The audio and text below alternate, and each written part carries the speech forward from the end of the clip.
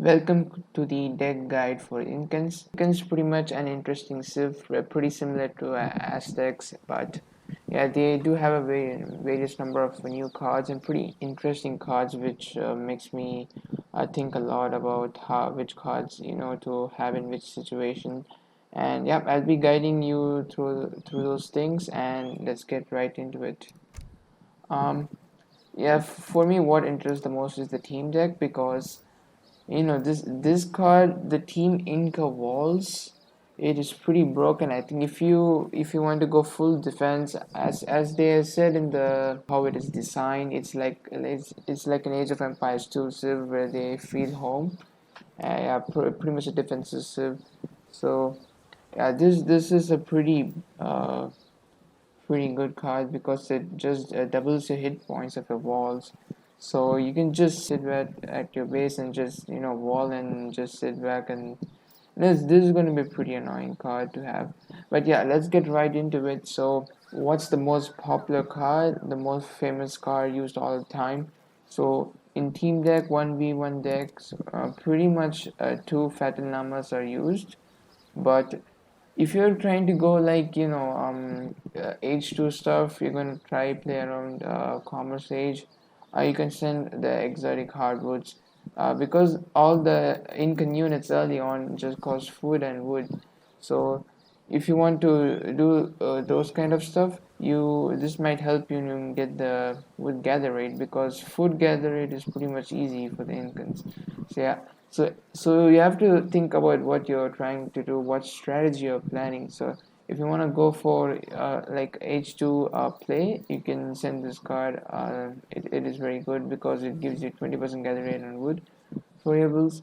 And normally you don't have any idea or not anything planned, you can just send two Fatal Llamas, and this card is very good because this gives you full Fatal Llamas. So one llama is 400 food, with two llamas is 800 food. So you just kill one of the Fatal Llamas, eat it, and age up ASAP, and you save the second for Fatal Llama later.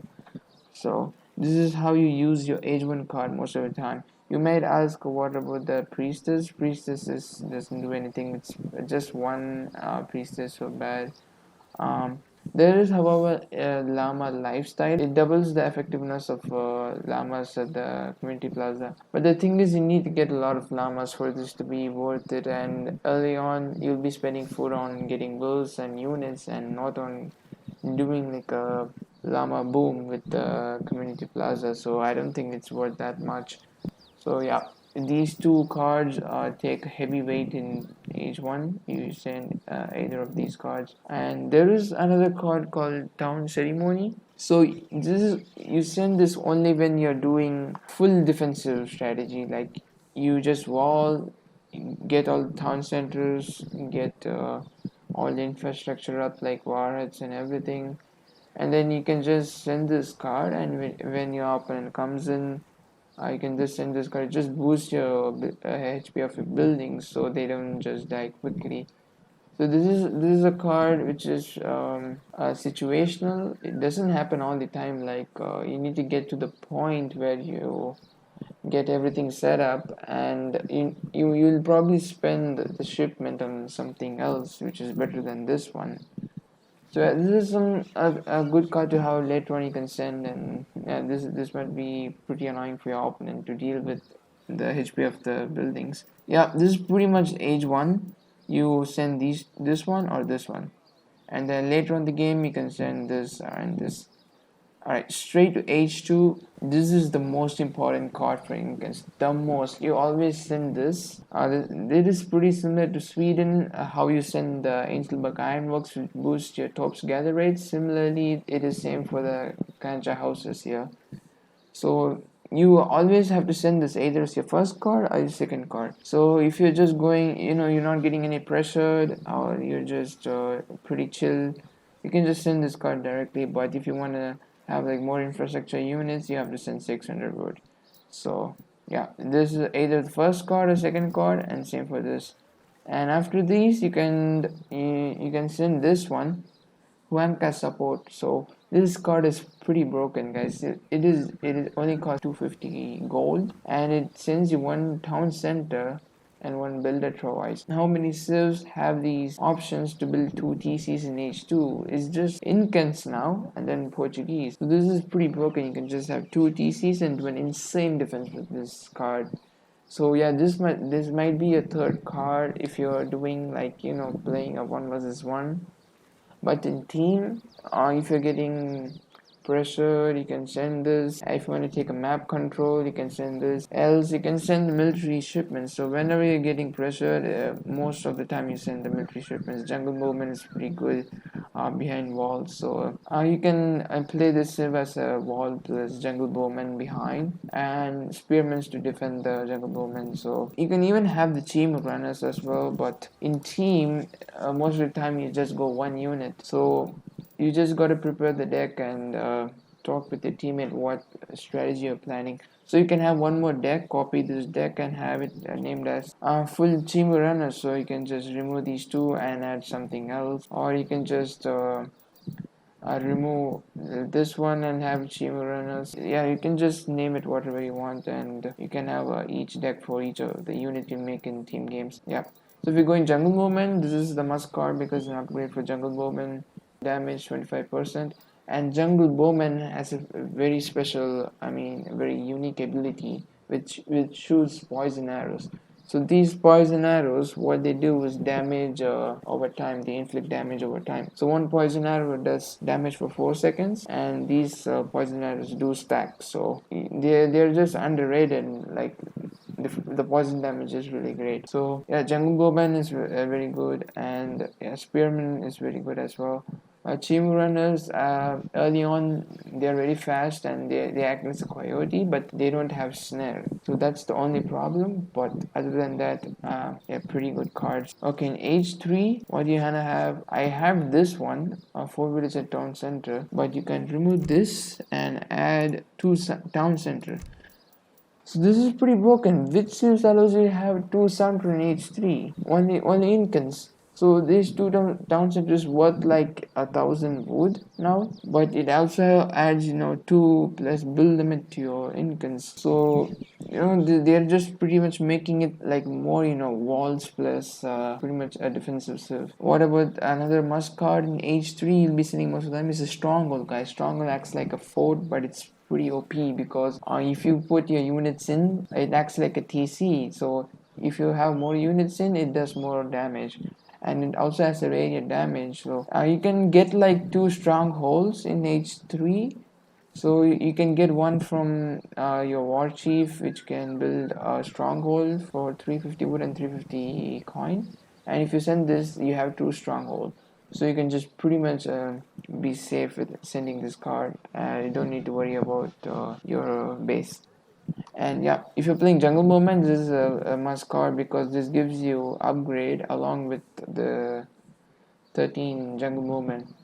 So yeah, it's pretty good for the jungle movement unit. And I pretty much like agrarian waste because it makes your mills and plantations pretty much free of cost for the techs you research on them. So if you're just going for like full boom, you just send this and then you build a mill and a plantation, research all the upgrade for them, and then you just put your bills on there. Yeah, Agrarian's Way, it is a good card. It is a good card. You can replace it. However, it's optional. If you can replace it, you can replace this with any of the unit shipment like 8 Spearmen, 8 Jungle Bowmen, and 3 Macemen. The thing with Macemen is that they are pretty slow, but they're deadly in hand combat. I don't think they're just good as of now. Yeah, you can just make other units and team. In team, the map is always pretty much big, so you always want to have units which is at least have a decent speed. So that's why I don't have Macemen in my deck. And of course, you have these upgrades of your units. Pretty important because it might go late game, it might end early. So it is always safe to have these 2 cards. And yeah, 7 Bolas Warriors, I like the card personally. It is a good card against Cav. So, and you always want to have this one as well because it reduces the time, and yeah, it just makes you train fast. Okay, and there are several other cards like Cloud Fortress, which makes your war rats and strongholds to go stealth. Are they worth it? They seem pretty much fun card to use, but Are they worth it? Probably not, because what is the point of using stealth? You can maybe hide, but if you're just gonna use stealth, they won't attack. So what's the point? You need to make your strongholds and warriors to do damage. So I don't think this card is that much good in team. But yeah, it's a fun card. You can try out. Maybe it may work in FFA. But in Supremacy, yeah, I don't think it's good. Yeah. And other cards you can have eight villagers, pretty good.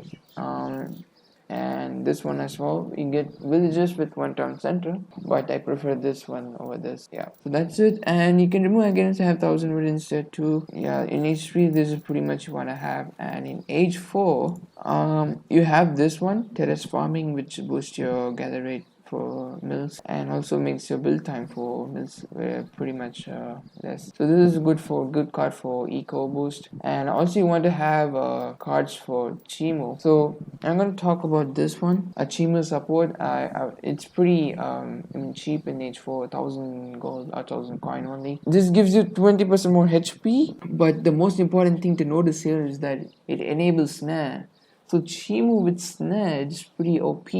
Combined with this card are Cloud Warriors, which enables your Chimu to go stealth. So Incans have a disadvantage against artillery, like their weaknesses versus artillery. So if you want to deal with artillery late game in team, you send these two and use stealth Chimu and then flank those artillery, so they're just dead. Yeah, this is a good tactic you can use with these two cards combined. And this one is just boost your Boros Warriors.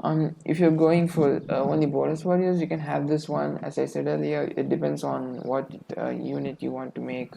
And yeah, most of the time you won't be making all the units in team game, maybe 2-3 units mixed. So if you're going for a jungle bowman, you can remove this, or you're going spearman, or what else is there for your civ, like maceman over here. Yeah, maceman is pretty slow, as I said before, but that's why I don't use it. You can put this one instead. It's infinite jungle bowman. You can have a lot of XP. Yeah, that's pretty much it for the team deck. Other cards to talk about is this one. It is pretty funny stuff, a cheese stuff, but it's not that good. It is a funny stuff. People might think, what is this card? It's pretty fun. And this one is why you don't have this one. It costs a lot. Like, see, it costs 2k per resource and it's 6k. I would just go to Imperial instead of this. But it may be used in niche circumstances where I just want to make my units useful at that time. But I don't see it used most of the time. So that's why I don't have it. But as I said, you can have it in other game modes, like for free for all and other stuff. Heavy fortifications, no. You can. This is good, but there are other cards to send than this one. And what about other cards? I don't have priestess in my deck at all. Priestess are pretty. They're good, but they just train very very slow. Like, they're not like Aztecs, which Aztec warrior priests where they train faster. So yeah. In Israel, you can have this one, infinite cards instead of this one. But other than that, I think this is a good deck you can follow. And one more thing I forgot is this one, high ground. In team games, you won't use this, because in team game, how much time you're gonna be defensive, you need to push out at one point. So this card, I would say optional for 1 versus 1, but not team. So yeah. So talking about this one, let's go right away to 1 versus 1. So yeah, pretty much similar what I said. You don't know what strategy you're gonna do. You can go for 2 llamas, but you know what you need to do against the civ. You see, what's the idea. If you're going H2, you can use this one. So yeah, this town ceremony, you don't want to send this early on, but later in the game it might help. If you're going for fast industrial, yes. Okay. 700 coin in both the decks is just for going to H3. You always use 700 coin to go to H3. You don't gather 1000 coin. You just collect 300 coin and gather this one in H2, H3. And another thing to talk about when I'm remembering 1 versus 1 that is, Incans don't have villager shipment in H1 and H2, but in H1 they do get a tech from Kancha houses which delivers for villagers.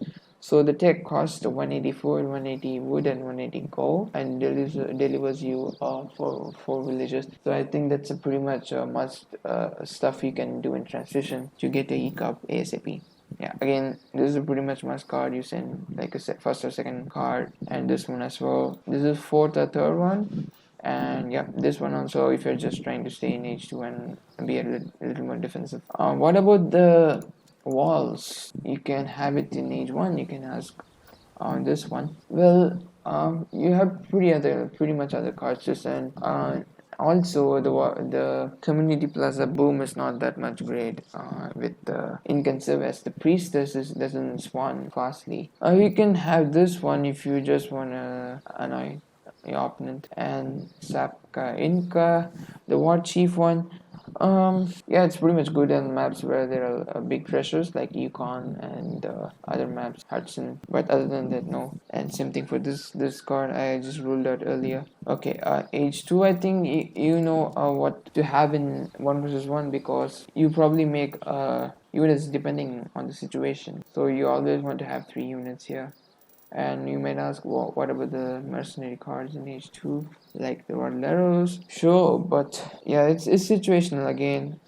You can have a separate deck for what civ you're playing against. And if there's a civ which is cav heavy, you can have this one because Roleros are fast and yeah, they can deal with cavalry. You already have the Chimu runners, so yeah, optional one. Mapuche Elise, the same thing. You can send this infinite times, however. Yeah, another optional card you can have instead of Chimu runners, but it costs points. So let's talk about Fortress. Town center is pretty broken, so always have it. And yeah, unit shipments. You always wanna have more unit shipments in 1 versus 1.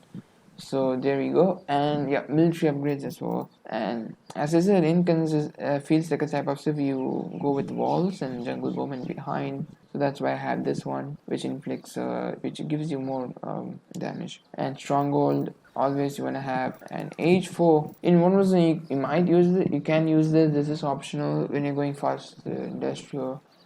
This pretty much makes this very OP because it adds a lot of loss and range as well. Yo, yeah, it's very good.